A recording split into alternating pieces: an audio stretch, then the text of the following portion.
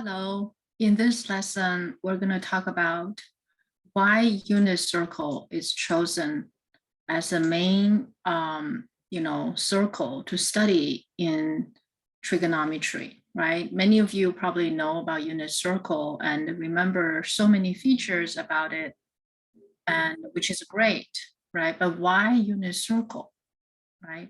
So let's start from the beginning, from the definition. So a function is a rule that assigns to each input x in the domain exactly one output f of x in the range. In our setting, in our study of trigonometry function setting, because the input are angles, so I'm going to use a, and the output will be f of a, right? So I'm just tweaking it a little bit to emphasize that our input are going to be angles which are measured from standard position. And also we have the stage set, right? We still have the stage set, right? Standard position, angle measurement, counterclockwise measurement from the standard position. Those angles are called positive angle. Clockwise measurement from the standard position will be called a negative angle. Reference angle would be a positive acute angle between the terminal and the x-axis, right? So with all of these said and done, we are going to deal with the definition. And the question we have at hand, right, is that A is an angle in standard position and the point xy is on the terminal side of A other than the origin, okay? And this point, as mentioned in the definition, seems to be arbitrarily chosen. We can choose any point, okay? So we can choose any point. Let's see why people choose unit circle, right? Now, with that said and done, okay, this is just a little repeat, okay? Suppose we have 2 points arbitrarily chosen. None of them is from the origin. And we are going to apply the definition by working on the green point and the red point. Okay, so if we apply the definition on the green point, and we'll be using x2, y2, right? If we apply the definition to the red point, we'll be using x1, y1. So by definition, if we use a red point, right? Red point is x1, comma y1, and the consequence would be, sine of A will be y sub 1 over r sub 1. Okay, so what is r sub 1? R sub 1 is going to be, so r sub 1, so r1 is the square root of x1 squared plus y1 squared. Okay, follow me and have your notebook ready and apply the definition. So that's R1. And what is the physical appearance of R1? The physical appearance of R1 is this piece. Okay, it's this piece. Okay, and the X1, of course, is a horizontal, and Y1 is a vertical. So we're doing the ratio, right? Y1 over R1, and cosine A would be X1 over R1. And the tangent will be Y1 over X1. And the cotangent will be X1 over Y1.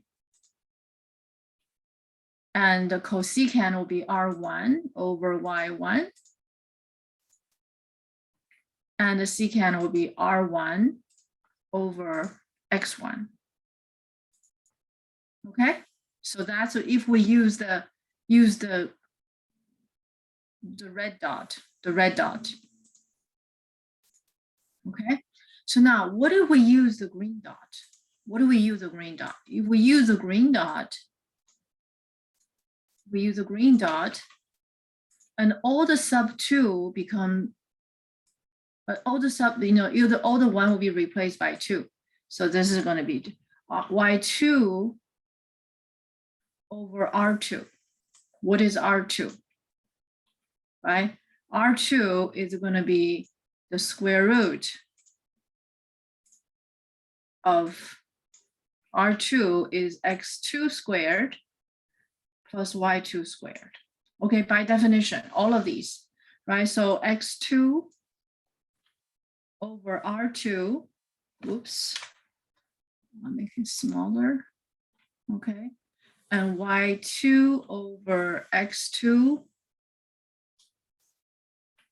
and x2 over y2 and r2 over y2, r2 over x2. Okay, so if we use, so this piece is for, so let's draw the picture. Okay, I want you to see this piece of geometry, all right? Now with this, with the picture on top, right? So we got to see what is x1, what is y1, and what is r1. Okay, so for the first point, we're going to use the blue. Okay, so x1, this is x1, the horizontal and the vertical. And that piece is r1. This is r1. Okay, that's r1. Now, for the green dot, okay, so we're going to use green, okay, and the x2 is this much, y2 is this much, and the r2 is this much. Okay, and these two triangles, okay, the completely green triangle is similar to the completely blue triangle. These two triangles are similar. What does it mean when two triangles are similar? Their ratios, right? The ratio. So what are the ratios? For example, y1 over r1. y1 over r1 is the same as y2 over r2. Okay, so let me write it down. I need to make some space to write this down. Okay, meanwhile, we'll have to, let me make this just a little bit smaller. Okay, the font's a little bit smaller. Okay, so the ratio, right? We're gonna draw the picture one more time. Okay, the blue.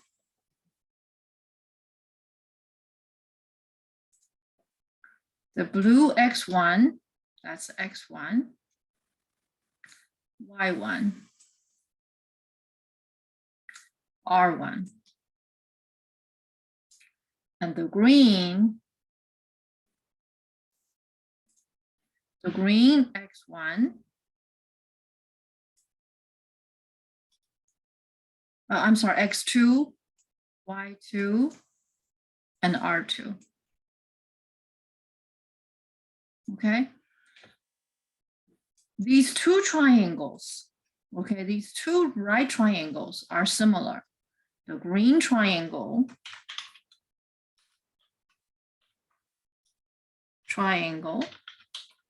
is similar to the blue triangle, which means, okay, they're similar. The green triangle is similar to the blue triangle. So y1, which is this height, y1 over r1. Okay, so y1 over r1. So y1 over r1 is going to be the same as y2 over r2. y2, okay, the two corresponding lines, the corresponding sides are proportional. So that's what this similar triangle property tell us, right? This is the geometry. Similarly, x1 over r1, right? And x1 over r1. So far you can see because they're similar triangles, so this piece and that piece, they're the same value because they're proportional, right? Because they're proportional. And what is more, okay, so this can continue, x1, right? x1, which the longer blue is x sub 1 divided by r1 is going to be the same as the green x1, I'm sorry, x2 over r2. Okay, so this says, well, this tells us that this proportion, this ratio is the same as this ratio. So we can keep going. Okay, y1, right? y1 over x1. So y1 over x1, y2 over x2, they're still the same. So all of these ratios are the same. That's why it doesn't matter which point we choose. It doesn't matter what point we choose, right? So we can choose the point to be here, there, or anywhere. The ratio we get, the output for the different functions, the ratios will be the same no matter what point we have chosen. Now, this explains why we choose unit circle. What's so good about choosing unit circle, right? So now we understand, right? It doesn't matter where this point is, as long as it is on the terminal sides and it's not origin, and that point will give us the same ratio as we have chosen any other place on the terminal other than the origin. And therefore, we choose unit circle. What is unit circle? Okay, this means that we're going to choose the point. Okay, we're going to choose the point on the unit circle. The radius, okay, the radius is going to be 1. It's going to be 1 because it doesn't make any difference anyway. So we choose unit circle. But what is the advantage of choosing unit circle? What is the advantage of choosing unit circle? Okay, so let's look.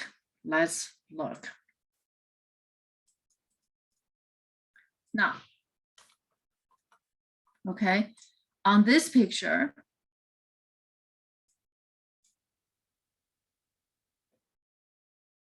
okay, suppose we choose unit circle. Suppose we choose unit circle.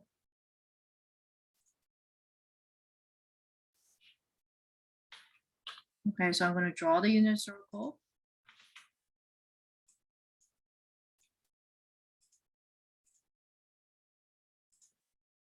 Right there, the unit circle. So we're going to choose unit circle. It doesn't matter what is the terminal, right? We're going to choose the point where it crosses with the unit circle.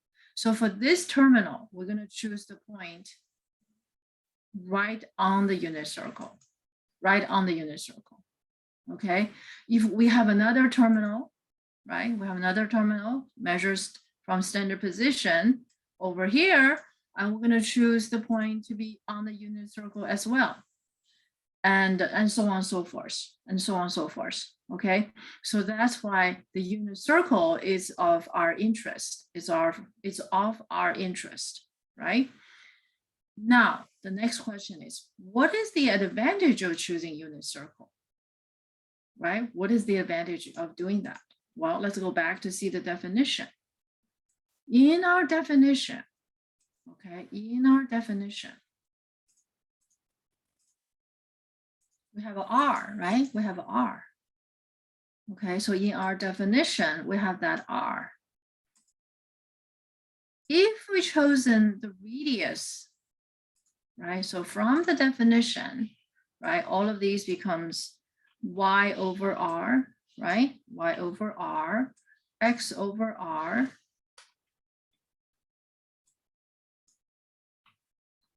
y over r, well, y over x, sorry, x over y, and r1, r over r, y1, and this is going to be r over x. Okay, so we've changed back to our definition. If, okay, if r is equals to 1, and the definition will turn out to be r will be equals to 1. R equals to 1. Y over 1 is going to be y. If r equals to 1, and x over 1 is going to be x. Y over x, x over y, and r is 1, r is 1. So the calculation is a little bit simpler. And there are other advantage. Okay? So let's see, what are the other advantages? Okay, so from the definition, right? From the definition, and we've gone through all of these process, right? So we look at the definition. If radius is 1, right? If radius is 1, so now we can focus our choice of points at the crossing of the terminal with the unit circle, right? Let's see what else advantage is there. Okay, so now I'm going to draw a unit circle. We're going to draw a unit circle, and we're going to be using this unit circle a lot.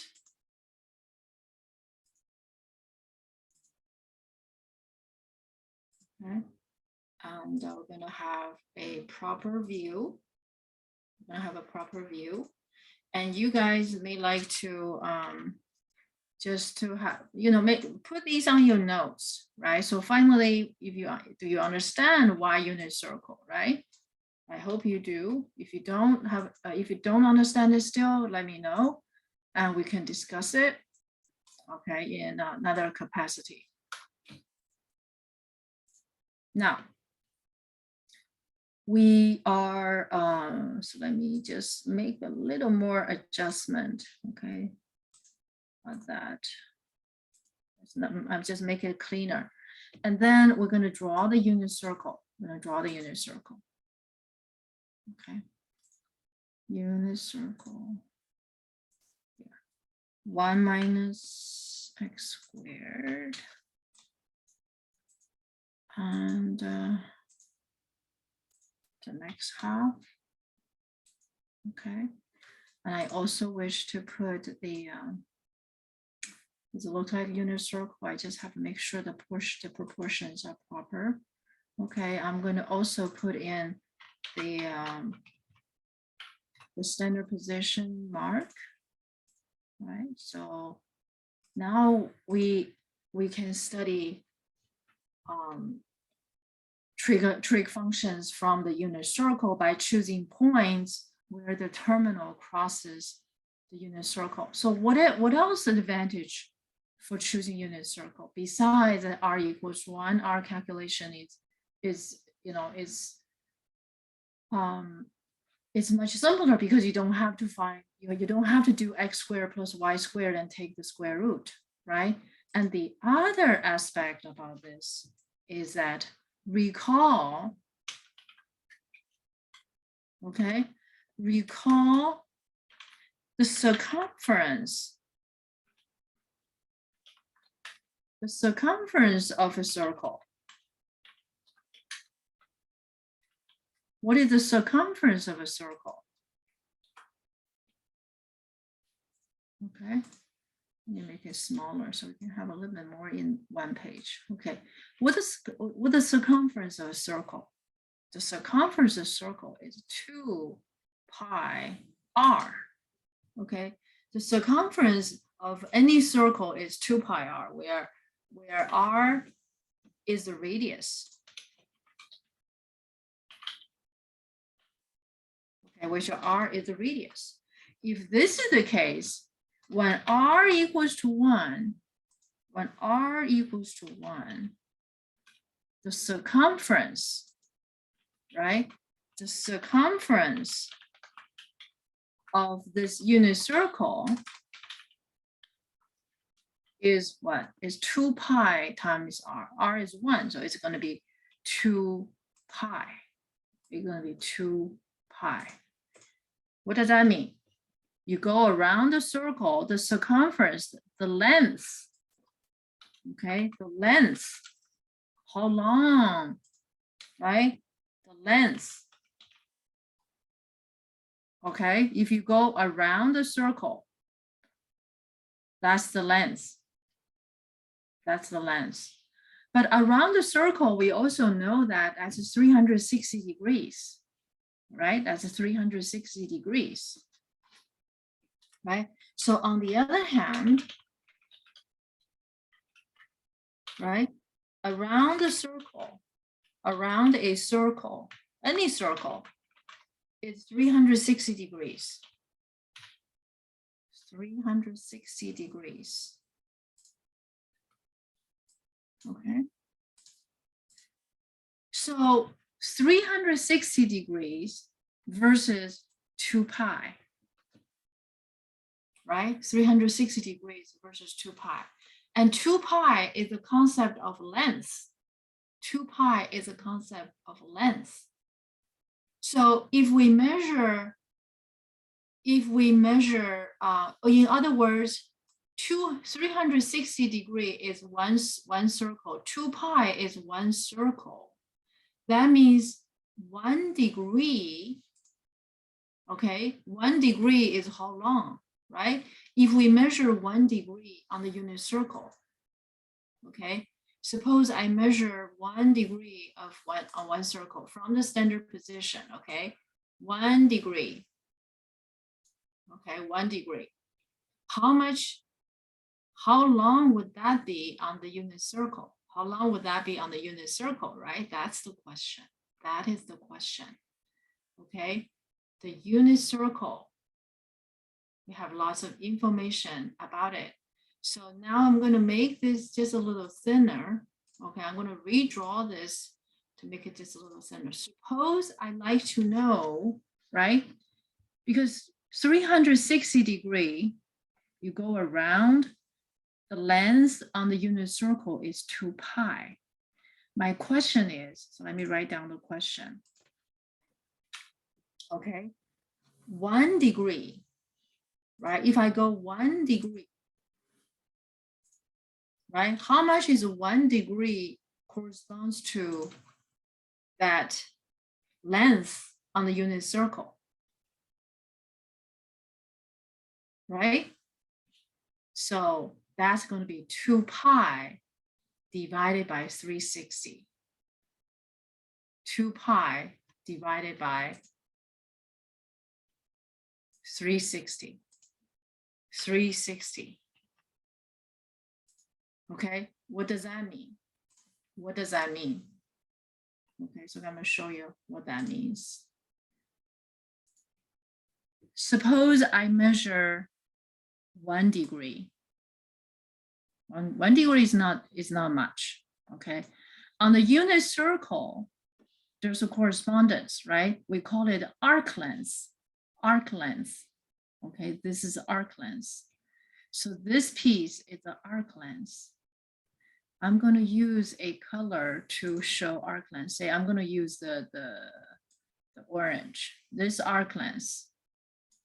How long is this arc length? 2 pi divided by 360. 2 pi divided by 360. Okay, got it? So let's set up a relationship to mark the, to mark this relationship, right? One circle. We only need 2 rows, I think. Okay, so 1 is degree, 1 degree, okay, corresponds to, that's the arc length. That's the arc length. You guys following me? Hold on. Might have confused you. Okay, now it's better. All right. Okay, don't need that. 1 degree. Okay, for 1 degree, right here. The 1 degree, whoops, it's okay. Let me still change the color because I want the orange to indicate the arc length, okay? Suppose this is 1 degree, right? 1 degree, because 360 degree corresponds to 1 circle, 2 pi on the unit circle.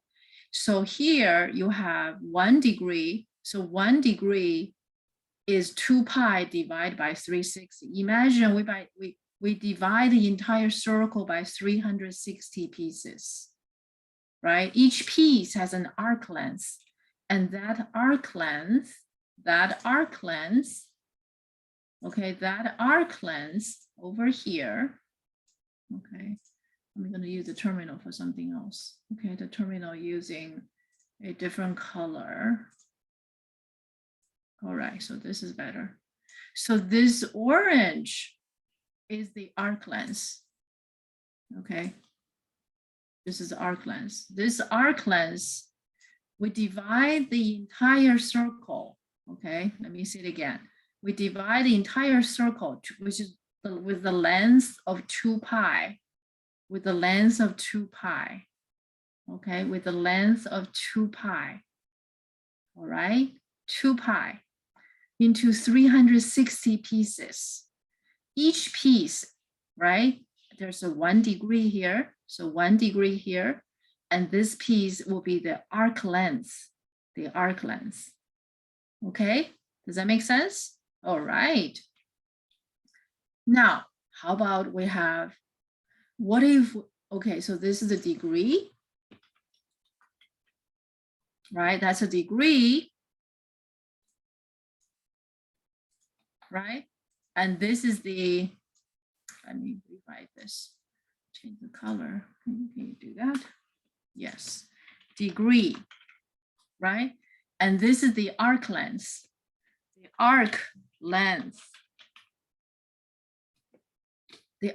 which is the orange, okay? But what if I have, say I have 30 degree, right? 30 degree, I would measure, right? Starting from the standard position, I'm going to measure 30 degrees. Suppose I get here, right? Suppose I get here, 30 degrees. All right, so let me erase the others. 30 degrees. So if this is 30 degree,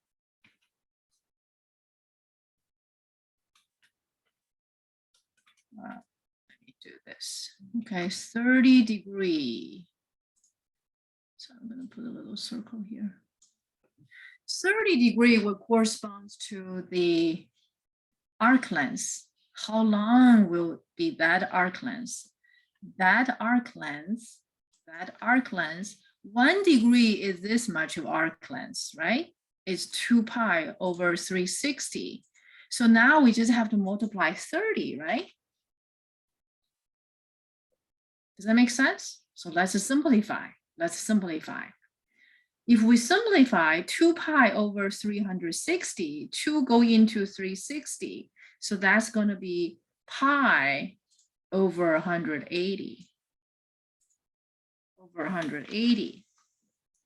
And the arc length, right? 1 degree is the same as in arc length pi over 160. And we also consider these arc lengths as the radian for the angle. Now let's look at this guy. Okay, 2 pi divided by 360, multiply 30, and that's going to be how much the arc length. Okay, that's how much the arc length. How long is this arc length, right? We stretch it open, we stretch it straight, right? That's the arc length. guess what we get for that arc length? 2 pi times 30, that's 60. 60 divided into 360, that's going to be pi over 6. So pi over 6 is how long this piece, right, with 30 degrees. And we also use pi over 6 for radian. So pi over 6 is a radian measure of this angle. The radian measure of this angle. All right, so continue. Let's continue, right? So we got the calculation. All we have to do is just multiply 2 pi over 360 or pi over 180 to convert, right? So arc length is also what? The radian, the degree in radian, the angle in radian, the angle in radian. So now suppose we have 45 degrees. 45 degrees, right? What will be the arc length or radian? Well, all we have to do, we can just take pi over 180 multiply by 45. And what would that be? What would that be? Right? 45 divided into 180, that's going to be 4, right? So it's going to be pi over 4, right? So arc length is the same as radian on the unit circle, okay? On unit circle, okay? 60 degrees.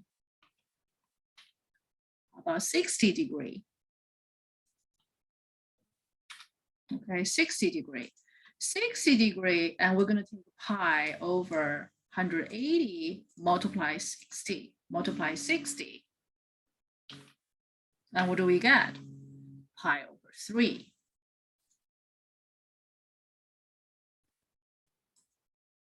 So this way we can convert any degrees to radians or arc lengths. And also we know that this radian for this angle really is the same as the arc length on the unit circle. Arc length on unit circle, okay? So arc length on unit circle.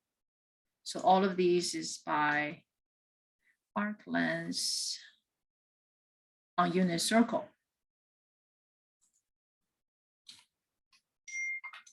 Unit circle. Okay, arc length on unit circle or radian. And let's do one more.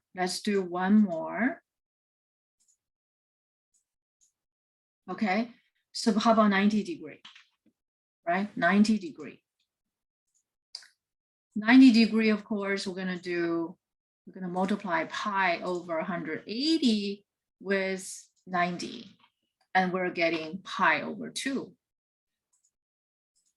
Pi over 2, okay? So this way we can convert, right, any degree to radian and vice versa. Can we convert radian to degrees? Can we convert radian to degrees? Of course, we use the same relationship, right? We use the same relationship. So how do we convert radian to degrees? Okay, so now we understand what is a radian, right? What is radian? And of course, we want you to use radian a lot. At the beginning, we're going to use degrees and radian interchangeably, but very soon we're going to convert everything to radians.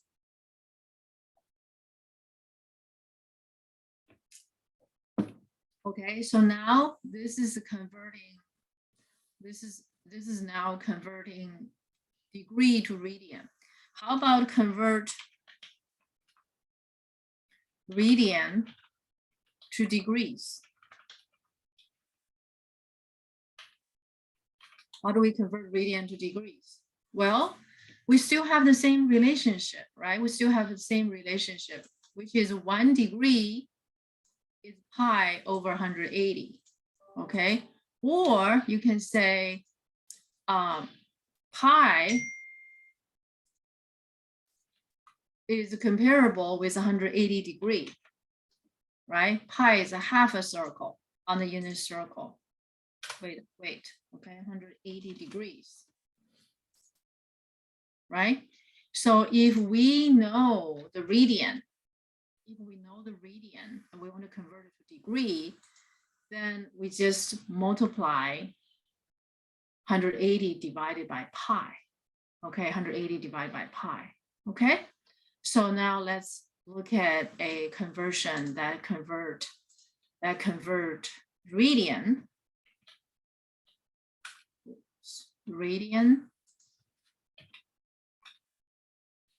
to degrees.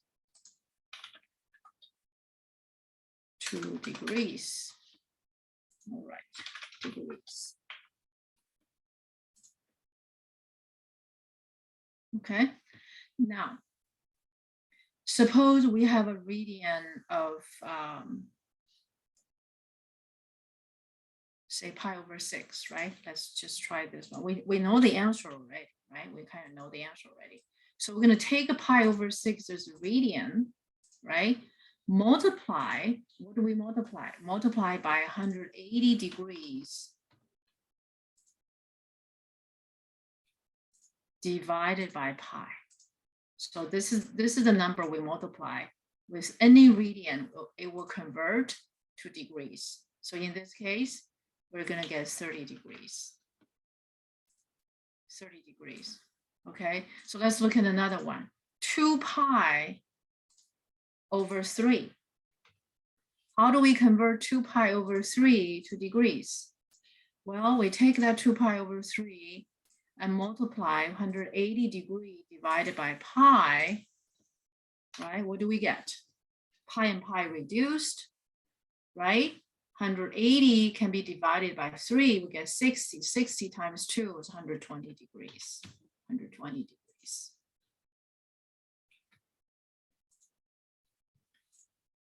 All right, so I'm going to give you 2 more.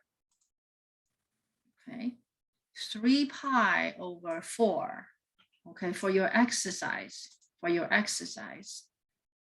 Okay, 3 pi over 5. Convert those to degrees. I'm going to leave these exercise for you, and until next time, I will see you next time. So this section, in this lesson, we covered Y unit circle, right? What is the advantage of unit circle? And unit circle not only make the calculation easier, but it simplifies the definition. It also tell us how to convert a degree to radian and the radian to degrees. So next time, we're going to continue on trig functions. And thank you for watching. See you next time.